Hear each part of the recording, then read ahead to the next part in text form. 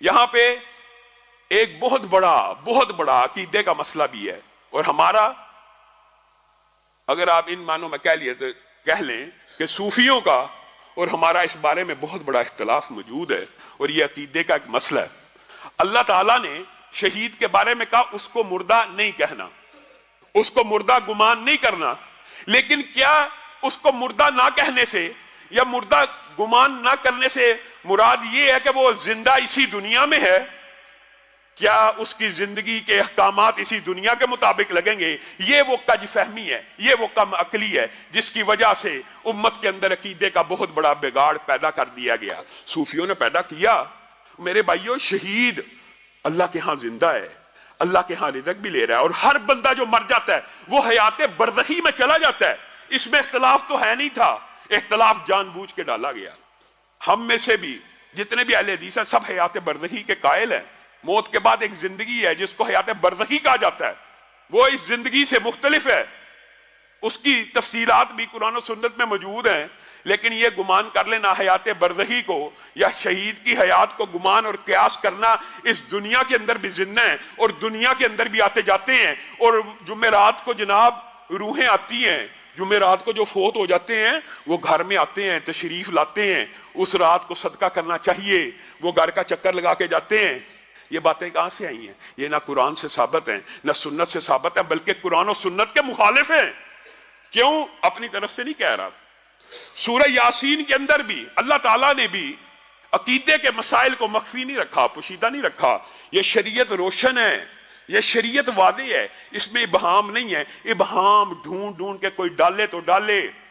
شہید کے بارے میں سورہ یاسین کا شہید ہے، وہ اپنے بارے میں کیا کہتا ہے؟ یا لیت قومی یعلمون، یا لیت قومی، اے اللہ آپ نے مجھے طرح طرح کا رزق دیا، کتنی میری عمدہ میزبانی کی، کتنا میرا اکرام کیا، یا لیت قومی یعلمون، اے اللہ مجھے واپس بھیج، میں اپنی قوم کو بتاؤں کہ آپ میری کیسی میزبانی کر رہے ہیں۔ کون کہہ رہا ہے؟ شہید، جس کو مردہ کہنا بھی نہیں اور جس کو مردہ سمجھنا بھی نہیں، وہ اللہ کو کہہ رہا ہے مجھے واپس جانے دیجئے، میں اپنی قوم کو جا کے بتلاؤں۔ یا لیت قومی یعلمون بما غفر لی ربی وجعلنی من المکرمین، جو میرے ساتھ آپ نے مغفرت کا معاملہ کیا ہے، جس طرح کا میرا اکرام کیا ہے، میں جا کے بتلانا چاہتا ہوں۔ اللہ نے کہا یہ تو میری سنت نہیں ہے، لیکن تیری قوم کو کیا، رہتی دنیا تک، قیامت تک کے لیے میں تیری یہ بات قرآن کا حصہ بنا دیتا ہوں اور پوری دنیا کو بتلا دیتا ہوں کہ تو کیا چاہتا ہے۔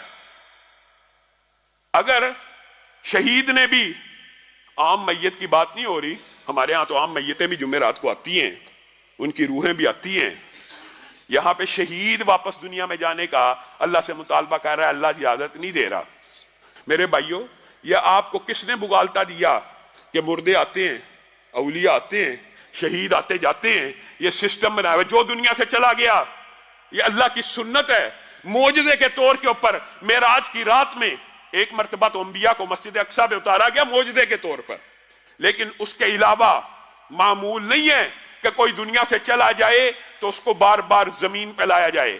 اگر یہی بات ہوتی تو اتنے ان گنت اور بے شمار نبی بھیجنے کی ضرورت پیش نہ آتی۔ ایک آدم آئے تھے، وہی جاتے، وہی واپس آ جاتے، وہی جاتے، وہی واپس آ جاتے، وہی جاتے، وہی واپس آ جاتے۔ تجربہ بھی بڑھتا، ایکسپیرینس بھی زیادہ ہوتا، سمجھانے کے طریقے بھی ہوتے۔ نہیں، جو ایک مرتبہ چلا گیا وہ اس حیات برزخی میں چلا گیا جہاں سے واپس دنیا میں آنا ممکن نہیں ہے۔ اگر ممکن ہوتا تو شہید یاسین کو اللہ اجازت دیتا، شہداء کو اللہ تعالیٰ اجازت دیتا کہ جاؤ واپس گھروں میں جاؤ۔ ہاں، یہاں پر ایک ابہام پیدا ہو سکتا ہے کہ جناب ہم نے بہت سے واقعات ایسے سنے ہیں کہ جناب روحیں آئی ہیں، جناب آواز آئی ہے، جناب بالکل جو والدہ فوت ہو گئے تھے فلاں کے پاس گئے، انہوں نے بالکل جی ہماری ان سے بات کرائی، جی ہماری ان سے گفتگو کرائی۔ یہ 90% سے زائد شرک کے جو دھندے ہیں یہ شیاطین اور جنات کے ساتھ چلائے جاتے ہیں، اور یہ ایک عام فہم بات ہے۔ دجال کی جو حدیثیں آپ نے سنی ہیں، پڑھی ہیں، دجال بندہ کہہ دے گا نا میں تجھے رب تب مانوں گا تو میرے مردہ باپ کو زندہ کر کے دکھا، وہ مردہ باپ کو زندہ کر کے دکھا دے گا۔ حدیث میں کیا آتا ہے؟ اگر حدیثیں پڑھی ہوں تو ہمیں یہ سارے دجالی فتنوں کی سمجھ آ جائے. حدیث میں کیا آتا ہے؟ حقیقت میں وہ اس کا باپ زندہ نہیں ہوا ہوگا بلکہ جن اس کے باپ کی شکل میں زندہ ہو کے سامنے آ جائے گا. وہ کون سا جن؟ وہ جن، وہ شیطان جس کو ہر انسان کے ساتھ اللہ رب العزت نے پیدا کیا. آپ کے اور میرے ساتھ ایک کرین پیدا ہوا ہے جو ہماری بچپن سے لے کے آج تک کی ساری انفارمیشن جانتا، ہمارے ساتھ پلا بڑا ہے. اس کی یہ ڈیوٹی ہے ہمیں گمراہ کرے، اس کی یہ ذمہ داری لگائی گئی ہے ہمیں گمراہ کرنے کی. وہ ہمارا ماضی جانتا ہے. اور یہ جو کاہن اور جادوگر ہوتے ہیں یہ سارے کے سارے آپ کو جو اب آپ کے باو اجداد کی روحوں سے ملواتے ہیں یہ وہی جنات ہوتے ہیں.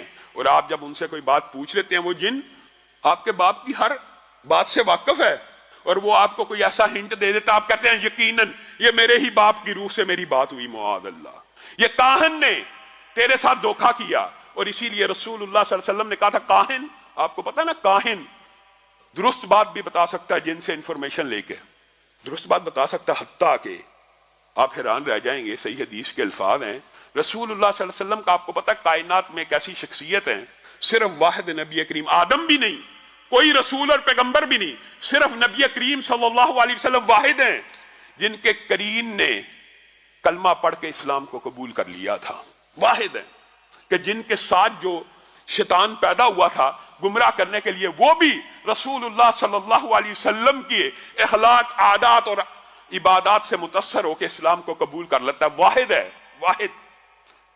لیکن نبی کریم صلی اللہ علیہ وسلم بھی جب چیک کرنے گئے تھے، آپ نے ساروں نے یہ حدیث پڑھی بھی ابن سیاد والی، تو اس نے اس عالم میں کہ قرین ابھی مسلمان ہے لیکن نبی کریم نے پوچھا تھا میں کیا سوچ رہا ہوں، تو اس نے کہہ دیا تھا آپ دکھ سوچ رہے ہیں، مجھے لگتا ہے دکھ. حالانکہ آپ کیا سوچ رہے تھے؟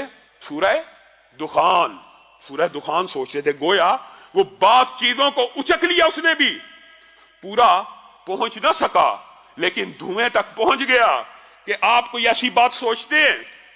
اور میں اور آپ، اسی لیے رسول اللہ صلی اللہ علیہ وسلم نے کہا تھا کاہن درست بات کر سکتا ہے آپ کے جن سے انفارمیشن لے کے، جی فلاں جی کیا کھا کے آیا ہے، یہ جی یہ چیز کھا کے آیا ہے، یہ بتانے والا ولی اللہ ہے؟ یہ بتانے والا کاہن اور جادوگر اور بے ایمان دھوکے باز ہو سکتا ہے، ولی اللہ نہیں ہو سکتا، وہ کاہن ہے. اسی لیے رسول اللہ صلی اللہ علیہ وسلم نے کہہ دیا تھا کہ جس نے کسی نجومی کے پاس، عراف کے پاس، کاہن کے پاس، قیافہ لگانے والوں کے پاس جو گیا 40 دن تک نماز قبول نہیں ہے، یہ پلنٹی ہے.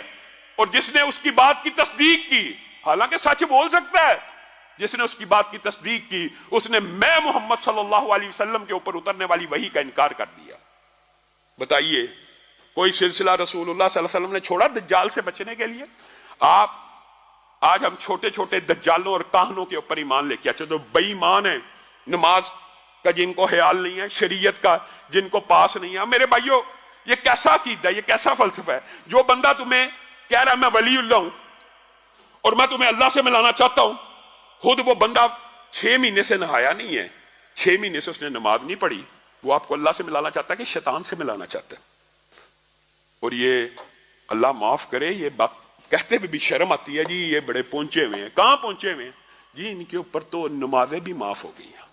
جو نمازیں انبیاء اور صحابہ میں معاف نہیں ہیں وہ آج کل کے اس بے ایمان جادوگر کے اوپر جو اپنے آپ کو ولی اللہ کہتا ہے معاف ہو گئی ہیں. 6 مہینے سے جی نہائے نہیں ہیں، بڑے پہنچے ہوئے ہیں. یہ بدبو کے اندر، یہ جادوگر کے دھندے کے اندر، یہ کالے علم کے اندر ہمیں وہ سب طریقے پتہ ہیں کہ جن کے ذریعے یہ اپنے قرین کے ساتھ ہم کلام ہوتے ہیں. بڑے گندے اور بڑے قبیح اور غلیظ طریقے ہیں